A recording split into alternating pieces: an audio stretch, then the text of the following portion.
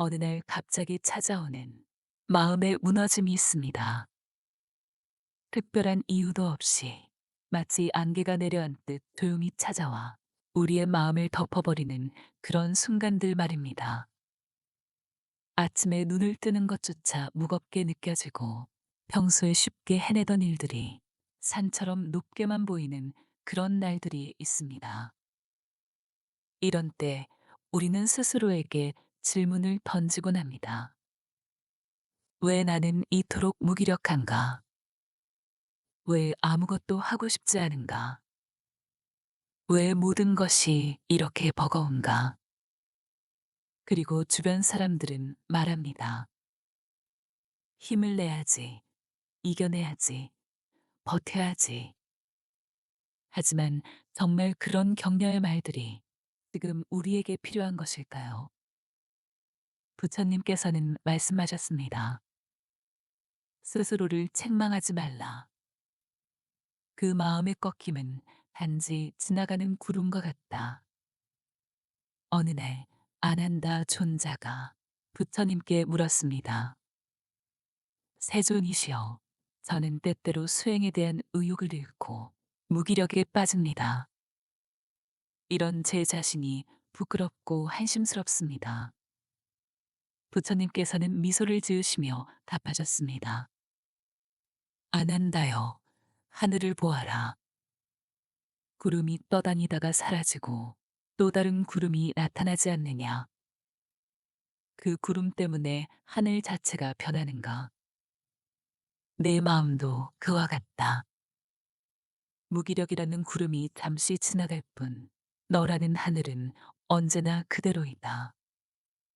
불교는 고통을 피하라고 가르치지 않습니다. 오히려 그 고통을 바라보고 이해하고 그 안에서 깨어날 수 있는 길을 제시합니다. 마음이 꺾이는 순간도 마찬가지입니다. 그것은 피해야 할 적이 아니라 우리에게 무언가를 가르쳐 주려는 스승과 같은 존재입니다. 우리가 힘들고 무기력할 때 자주 하는 실수는 그 상태를 부정하고 억지로 벗어나려는 것입니다. 마치 물에 빠진 사람이 물을 피하려다 더 깊이 가라앉는 것처럼 무기력을 거부할수록 우리는 더 큰 무기력에 휘말리게 됩니다. 하지만 부처님께서는 있는 그대로를 보는 것이 수행의 시작이라 말씀하셨습니다. 지금 나의 꺾인 마음, 멈춰버린 의지, 흘러내리는 눈물조차 부정하거나 없애야 할 것이 아니라 있는 그대로 바라볼 수 있어야 합니다. 지금 내가 아무것도 하기 싫은 이유는 그동안 너무 많은 것을 감당해왔기 때문입니다. 지쳐 있다는 건 멈춰야 한다는 신호입니다. 자동차도 연료가 떨어지면 주유소에 들러야 하듯이 우리의 마음도 에너지가 소진되면 충전의 시간이 필요합니다. 이럴 때 억지로 다시 일어서려 하기보다 지금 내 마음이 보내는 메시지를 들어주는 것이 더 필요합니다. 부처님께서는 과로에 시달리던 한 제자에게 이렇게 말씀하셨습니다. 수행이란 검은고 줄과 같다. 너무 팽팽하면 끊어지고 너무 느슨하면 소리가 나지 않는다. 적절한 긴장과 이완이 조화를 이룰 때 아름다운 음악이 만들어진다. 지금은 잠시 멈추어도 괜찮습니다. 마음이 꺾이는 것은 살아있는 마음의 자연스러운 반응입니다. 기계가 아닌 인간이기에 때로는 지치고 때로는 무너지기도 하는 것입니다. 그 꺾임을 있는 그대로 받아들이는 연습, 그것이야말로 진정한 수행입니다. 나무를 관찰해 보면 놀라운 지혜를 발견할 수 있습니다. 나무는 폭풍이 불어도 부러지지 않기 위해 두 가지를 준비합니다. 하나는 뿌리를 깊게 내리는 것이고 다른 하나는 가지를 유연하게 유지하는 것입니다. 단단하기만 한 것은 큰 바람 앞에서 부러지고 맙니다. 유연함이야말로 진정한 강함이며 회복의 열쇠입니다. 우리의 마음도 그렇습니다. 때로는 꺾이고, 때로는 무너지고, 때로는 멈춰 설 수도 있습니다. 하지만 그것은 결코 실패가 아닙니다. 오히려 다시 살아나기 위한 숨고르기이며 더 깊은 성장을 위한 준비 과정일 수 있습니다. 어느 날 바람이 거세게 불던 날, 한 제자가 부처님께 물었습니다. 세존이시여, 저 큰 나무는 어떻게 이런 바람에도 견딜 수 있습니까? 부처님께서는 나무를 가리키시며 답하셨습니다. 보아라, 저 나무는 바람을 거스르지 않는다. 바람의 방향을 따라 몸을 맡기되 뿌리만은 놓지 않는다. 바람이 지나가면 다시 제자리로 돌아온다. 이것이 바로 무의의 지혜이다. 이 꺾임 속에 담긴 의미는 단순한 무기력이 아닙니다. 그건 더 이상 지금까지의 방식으로는 버틸 수 없다는 내면의 외침입니다. 이제는 다르게 살아야 한다는 몸과 마음의 신호입니다. 많은 사람들이 변화를 두려워합니다. 익숙한 것이 편하고 새로운 것은 불안하기 때문입니다. 하지만 부처님께서는 말씀하셨습니다. 모든 것은 변한다. 변화를 거부하는 것이야말로 가장 큰 고통의 원인이다. 지금의 무기력감, 지금의 꺾인 마음도 변화를 향한 첫걸음일 수 있습니다. 나비가 번데기 속에서 어둠의 시간을 보내듯이 우리도 때로는 침묵과 정적의 시간이 필요합니다. 그러니 지금 이 순간 그 마음을 억지로 일으키려 하지 마십시오. 그 마음을 비난하지 마십시오.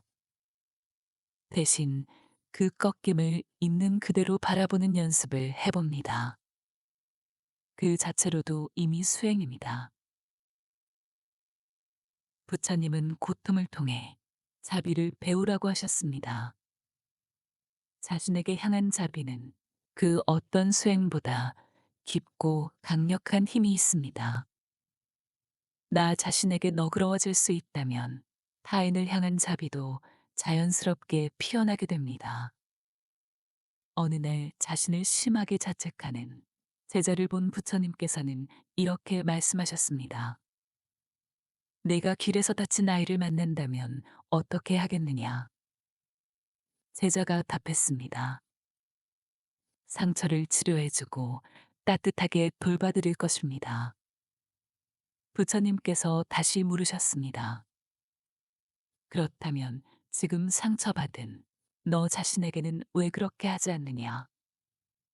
자비는 멀리 있는 것이 아니다.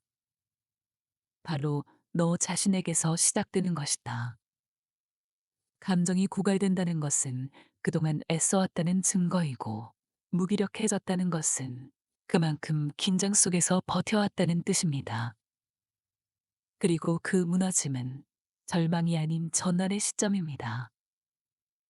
많은 사람들이 버티는 것이 정답이라고 생각합니다. 하지만 불교에서는 이렇게 말합니다. 참는 것은 지혜이지만 억누르는 것은 괴로움의 씨앗이 된다. 지금 당신이 느끼는 지침, 무기력, 꺾인 마음도 그대로 인정받을 자격이 있습니다. 몸이 아프면 쉬듯이 마음이 아플 때도 쉬어야 합니다. 이것이 부처님께서 제자들에게 가장 먼저 알려주신 자비의 실천입니다. 그리고 그 자비는 남에게 베풀기 전에 먼저 나에게 베풀 수 있어야 합니다. 불교는 흐름을 거스르지 않고 자연의 리듬을 따르는 삶을 강조합니다. 자연을 보십시오. 봄에는 새싹이 돋고, 여름에는 무성하게 자라고, 가을에는 열매를 맺고, 겨울에는 조용히 휴식을 취합니다. 이 모든 계절이 아름답고 필요한 것처럼 우리 마음의 계절도 모두 소중한 의미를 가지고 있습니다. 삶은 언제나 위아래로 움직입니다. 기쁨과 슬픔, 성취와 무력감, 그 모든 것이 흐름 속에 있습니다. 지금 이 무기력함도, 이 꺾인 마음도 결코 영원하지 않습니다. 부처님께서는 강을 바라보시며 제자들에게 말씀하셨습니다. 저 강을 보아라. 물은 항상 흐르고 있지만 매 순간 새로운 물이다. 어제의 물과 오늘의 물이 다르듯이 어제의 너와 오늘의 너도 다르다. 그러니 과거의 고통에 매이지 말고 지금 이 순간을 살아라. 모든 것은 변합니다. 그 변화 속에서 우리는 언제든 다시 살아날 수 있는 가능성을 품고 있습니다. 지금의 겨울이 영원하지 않듯이 우리 마음의 겨울도 언젠가는 지나갈 것입니다. 부처님은 말씀하셨습니다. 지나간 일에 집착하지 말고 오지 않은 일을 애태우지 말며 지금 이 순간에 머무르라. 과거는 이미 떠났고 미래는 아직 오지 않았다. 오직 현재만이 우리가 살 수 있는 시간이다. 지금의 꺾인 마음도 잠시 머무르다 지나갈 뿐입니다.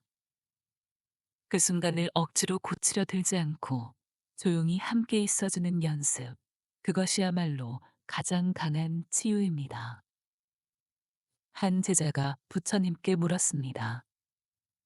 세존이시여, 괴로운 생각이 떠오를 때마다 그것을 없애려고 애씁니다. 하지만 더 강하게 돌아옵니다. 부처님께서는 연못을 가리키시며 답하셨습니다. 저 연못에 돌을 던지면 파문이 일어난다. 그 파문을 손으로 막으려 하면 어떻게 되겠느냐? 더 큰 파문이 일어날 것이다. 하지만 그냥 두면 저절로 잠잠해진다. 마음도 그와 같다. 그러니 지금은 조용히 머물러도 괜찮습니다. 아무것도 하지 않아도 괜찮습니다. 그저 지금 여기에 존재하는 나를 인정하는 것, 그 자체로 이미 큰 수행입니다. 시간이 흐르고 이 무기력의 계절이 지나갈 때 당신은 놀라운 변화를 발견하게 될 것입니다. 마치 겨울을 견딘 나무가 봄에 더 푸르른 잎을 내듯이 이 침묵의 시간을 통과한 당신의 마음은 더욱 깊어지고 너그러워져 있을 것입니다. 고통을 피하지 않고 바라본 사람은 타인의 고통도 이해할 수 있게 됩니다. 자신의 연약함을 받아들인 사람은 다른 사람의 연약함도 품을 수 있게 됩니다. 꺾임을 경험한 마음은 더 이상 자신을 과도하게 몰아붙이지 않으며 자연스러운 휴식의 소중함을 알게 됩니다. 그리고 언젠가 다시 바람이 분다 해도 당신은 더 깊은 뿌리로 더 유연한 가지로 서 있을 수 있게 될 것입니다. 그 바람을 두려워하지 않고 오히려 바람과 함께 춤을 출 수 있는 지혜를 얻게 될 것입니다. 마지막으로 이런 어려운 시기를 지나며 우리가 기를 수 있는 또 다른 덕목이 있습니다. 그것은 바로 말의 품격입니다. 고통 속에서도 말의 온도를 따뜻하게 유지하고 자신과 타인에게 자비로운 언어를 사용하는 것입니다. 혼자 있을 때조차 스스로에게 하는 말의 품격을 잃지 않으며 화가 날 때도 소중한 인연을 끊어버리는 말을 하지 않는 지혜를 기르는 것입니다. 가장 낮은 자리에 있다고 느낄 때에도 자존과 배려를 담은 말을 선택하고 다른 사람의 행복을 진심으로 축하할 수 있는 마음을 가지는 것입니다. 그리고 기도할 때조차 자신만의 복을 구하지 않고 모든 존재의 행복을 위해 그 공덕을 나누는 그런 넓은 마음을 기르는 것입니다. 지금 이 영상이 당신 마음에 작은 쉼이 되었다면 댓글에 당신이 오늘 가장 간직하고 싶은 문장을 남겨주세요. 당신의 마음에서 피어난 그 한마디가 다른 누군가에게 따뜻한 등불이 될지도 모릅니다. 부처님의 가르침이 당신의 하루에 고요한 힘으로 머물기를 바랍니다. 구독과 좋아요는 이런 부처님의 말씀을 더 많은 이들과 나누는데 조용한 큰 힘이 됩니다. 감사합니다. 나무 아미타불 관세음보살